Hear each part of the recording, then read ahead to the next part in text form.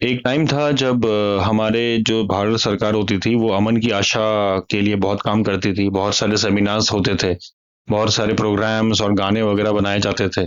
और कैसे हमारे प्राइम मिनिस्टर जो थे वो इस्लामिक आतंकवादियों के साथ हैंडशेक करते थे, उनसे मिलते थे। जिन लोगों ने हमारे इंडियन एयरफोर्स के ऑफिसर्स को मारा था उनके साथ मिला जाला था। लेकिन अभी तो हालात काफ़ी चेंज हो गए हैं और पहलगाम में जो पाकिस्तान ने किया है वो हम सबके सामने है। तो अब क्या हुआ है, इससे बहुत सारी प्रॉब्लम स्टार्ट हो गई हैं। प्रॉब्लम्स कैसे स्टार्ट हुई हैं वो हम आज इस वीडियो में देखने वाले। तो ये हुआ है कि हमारी जो इंडियन मिलिट्री है उसने पाकिस्तान को बहुत बुरी तरह पेला है, बहुत बुरी तरह। मतलब उनके ऑलमोस्ट सारे मेजर एयर बेसिस को हमने मारा है। उनके जहाँ पे न्यूक्लियर एसेट्स उनके पड़े रहते हैं वहां पे मारा है। जो उनके फाइटर स्क्वाड्रन है वहां पे हमने मारा है। चाहे वो सरगोदा हो, पसरूर हो, सियालकोट हो या नूर खां हो, सब जगह हमने मारा है। हमारे कहीं ना कहीं हमको ये मानना पड़ेगा कि नरेंद्र मोदी वो पहले भारतीय प्राइम मिनिस्टर हैं जिन्होंने एक मेजर न्यूक्लियर आर्म्ड कंट्री के एयर बेसिस को मारा है। ये शायद सुनने में हमें थोड़ा सा ठीक है, ऐसा लगे कि हाँ ठीक है, इसमें कौन सी बड़ी बात है, बट ये एक्चुअली बहुत बड़ी बात है।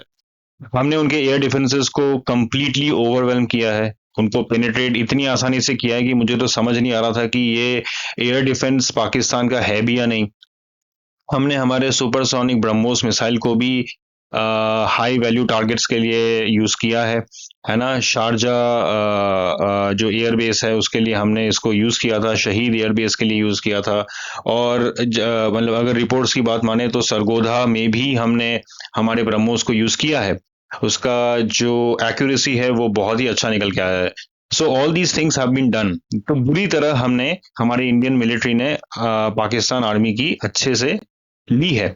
लेकिन जब ये सब कुछ हो रहा था तब हमारे देश में एक सर्टेन सेक्शन ऑफ सोसाइटी है जो अपने आप को बड़ा इंटेलेक्चुअल समझ के बैठा है। तो उनको ये बात अच्छी नहीं लगी, है ना। जब हम लोग पाकिस्तान की ले रहे थे तब जो डी एस्कलेशन गैंग है उसको बड़ा है ना खराब लग रहा था। उसको लग रहा था कि यार ये सब कैसे हो रहा है, ये तो बिल्कुल अच्छी बात नहीं है।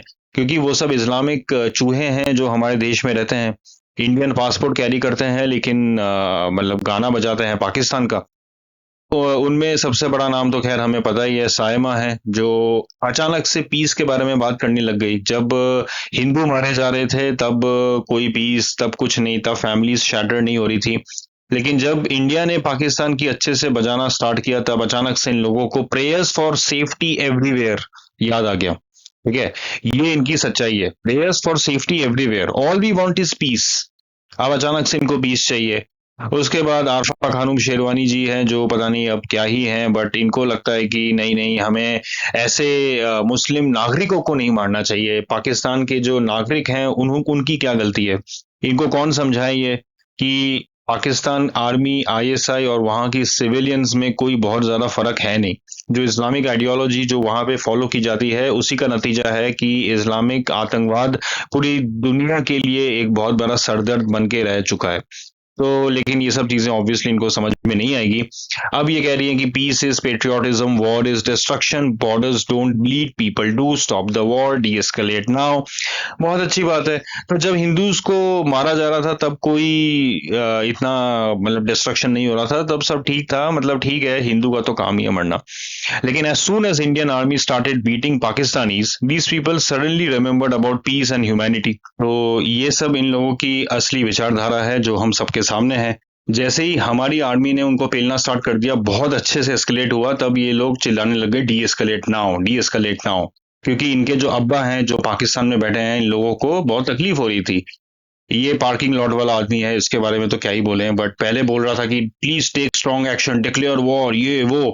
जब हमने एक्चुअली कुछ कर दिया तभी बोल रहा है से नो टू वॉर। तो इनके जो अब्बा लोग हैं, जो बेसिकली इन लोगों को इंटेलेक्चुअल बनना है, थोड़ा सा कूल बनना है ना। ये डी एस्केलेशन गैंग है और इन लोगों को थोड़ा सा दिखाना होता है कि देखो वॉर से कुछ नहीं होता, we don't achieve anything by war and stuff. Cancer doctor एक और, मतलब एक और कार्टून आया है आजकल, ये नया नया है मार्केट में। तो इसको भी लगता है कि नहीं नहीं नहीं, वॉर से कुछ नहीं होता है ना, जीवन चले जाते हैं, जान जाती है। हाँ बिल्कुल सही बात है, बट कभी कभी सिचुएशन डिमांड करता है कि हम कोई हार्श एक्शन लें। बट ये कह रहा था कि डी एस्केलेट। तो इन लोगों के जो एक्चुअल जो इनकी लॉयल्टीज हैं वो कहाँ लाई करती हैं वो हम सबके सामने हैं।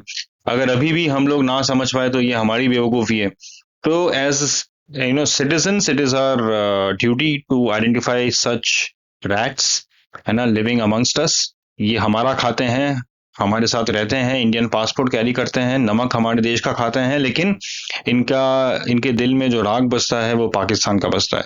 ये इनकी सच्चाई है। इसको हम कितना भी इंटेलेक्चुअलाइज कर लें, कितना भी कॉन्टेक्स्ट दे लें, कॉन्टेक्चुअलाइज कर लें, the reality is very different from what we perceive it to be. तो यही आप लोगों को दिखाना था। अगर वीडियो अच्छा लगे तो like share and subscribe to my channel, और तब तक मिलते हैं आपसे अगले वीडियो में।